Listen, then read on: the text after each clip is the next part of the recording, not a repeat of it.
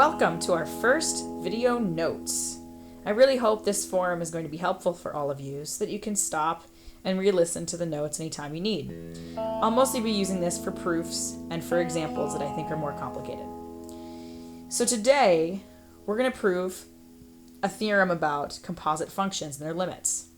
It's theorem 2.5 and can be found in your textbook. Basically what we're saying is that if you're given a composite function, or a function that you can break down into two simpler functions, you're able to find a limit a little bit easier.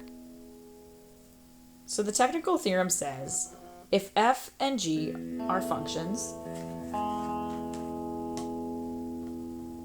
such that the limit as x approaches c of g of x is equal to L, and the limit as x approaches L of f of x is equal to f of L, then we can use the composition and get that the limit as x approaches c of f of g of x is in fact equal to f of L. We just simply pull out the function like so.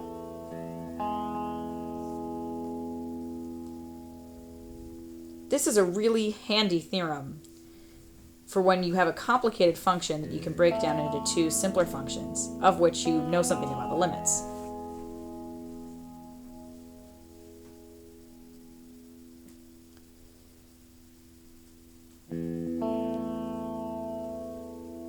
Let's begin the proof. We need to assume what was given.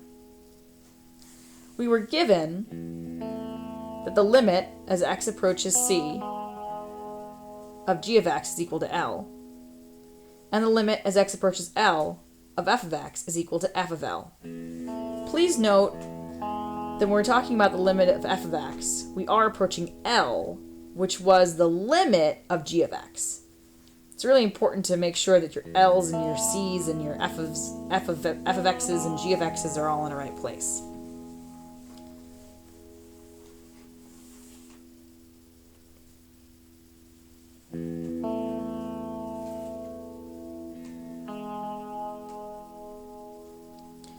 So we begin with a given epsilon greater than 0, like we have been in the past. And we must find a delta greater than 0, such that, and this is going to be in the same way that we've been doing it. In this case, we're going to get f of g of x minus f of L. Absolute value is less than epsilon.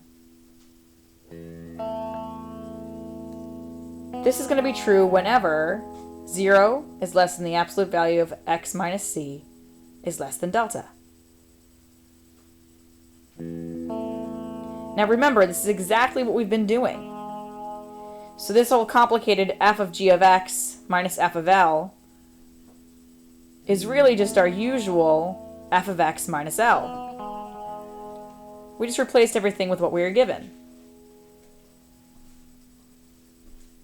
And the x minus c is our typical x minus a.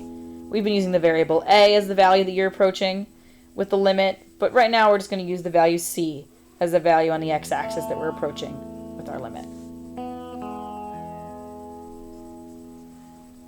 So f of g of x is simply our f of x, and f of L is simply our L, and c is simply our a.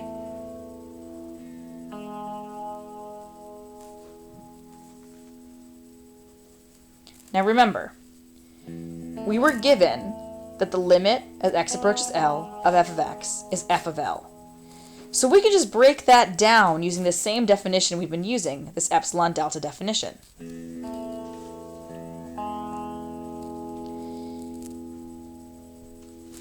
So very simply, we're going to be able to make an absolute value less than epsilon, and we're going to be able to find this kind of delta greater than 0.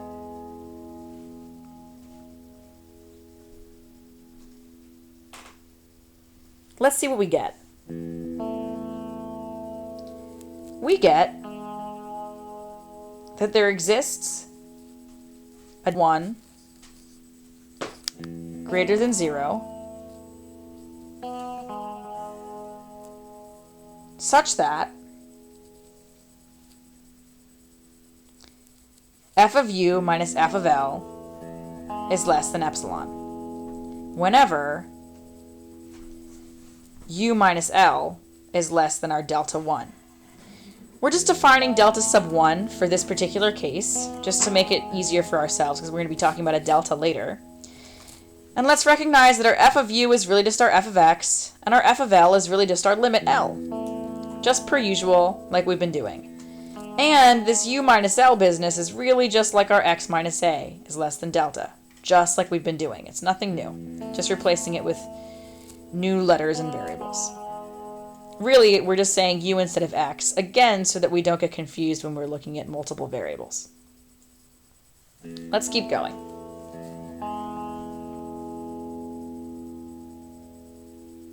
We were also given something about g of x.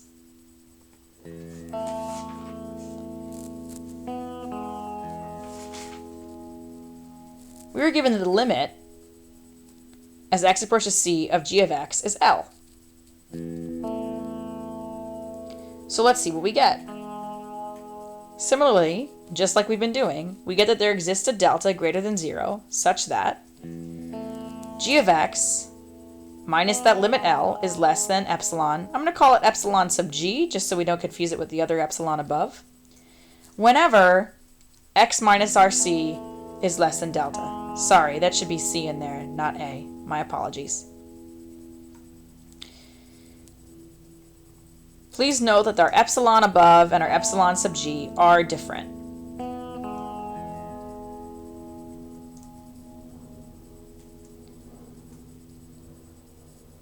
We need to note a couple other things too.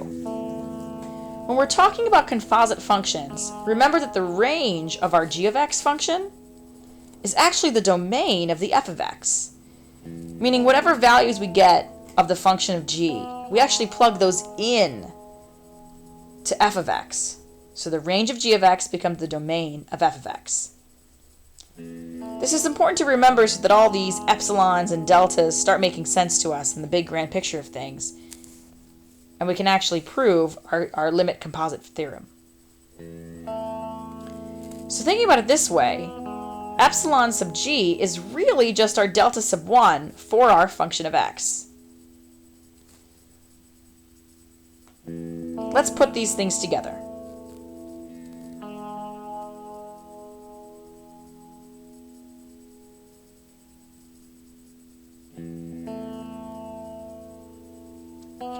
We're going to let u, which was the variable we were plugging in instead of x above with that f of u and u minus L, we're going to let that be g of x. Aha! So now we're going to start getting exactly what we needed to prove.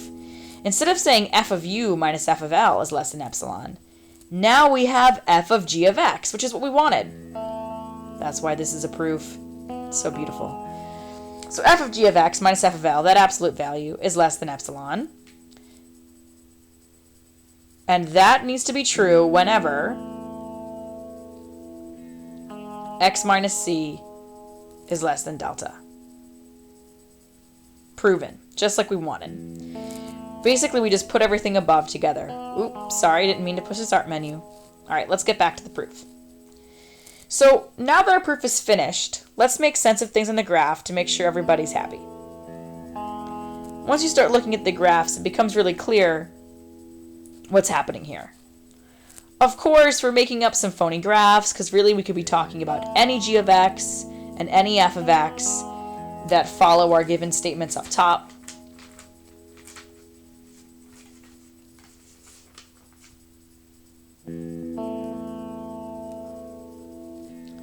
So let's say this looks like f of x. It's some function. And there's L. That's the value we're approaching. And so here's my limit, f of L. And we're just going to pretend like this is a nice continuous function. So we just plug in the f of L. There we go.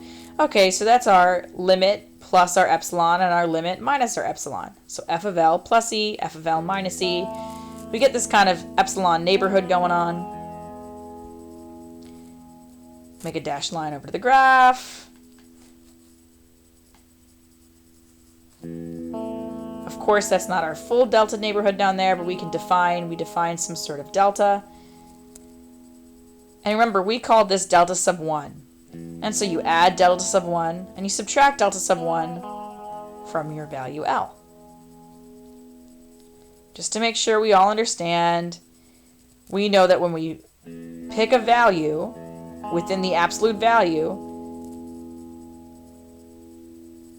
of our U minus that L, we actually do get a value within the epsilon neighborhood, just like my shading is showing us.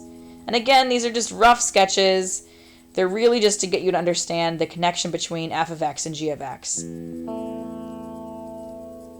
Because these functions really can be anything that are composite functions that follow the given statements. Okay, so on our g of x, we're trying to approach x equals a. So a is down there on our x-axis, and the limit is L. Well, look, L, which is the domain, is part of the x values of our f of x, is this range of our g of x, like I was talking about earlier. So we see that the epsilon neighborhood for the g of x is really just our delta neighborhood. Oh! When we look at our functions on the graph, now we get this delta neighborhood around a, so we say a plus delta and a minus delta. And now we really understand why we need to use different values for this delta and delta sub 1. And we can do our shading so that when we choose a value within that delta neighborhood around a, we do in fact get a value within our delta 1 neighborhood around L. So just making sure everybody understands and everything really works the way it's supposed to. And my apologies, it should be C, not A. I'm sorry, I was messing up my variables there. So if we choose a point in this x minus c less than delta, so let's just choose a point there. There we go. Okay. The value of the function dot dot dot dot dot dot dot dot dot is going to be within our delta 1 neighborhood, quote unquote, of our limit there. Earlier we would call this little neighborhood epsilon sub g, just in case you're confused. Now, if we take that value there, that's what we plug into our function of x. So follow the arrows, we plug that in, and in fact we do get a value that's within the epsilon neighborhood of our f of L. That's what we proved, that all of those values work the way they're supposed to, and that we can in fact find a delta for which they'll work. Yay! Congratulations! Here's our first video proof. Mission accomplished. Let me know if you have any questions.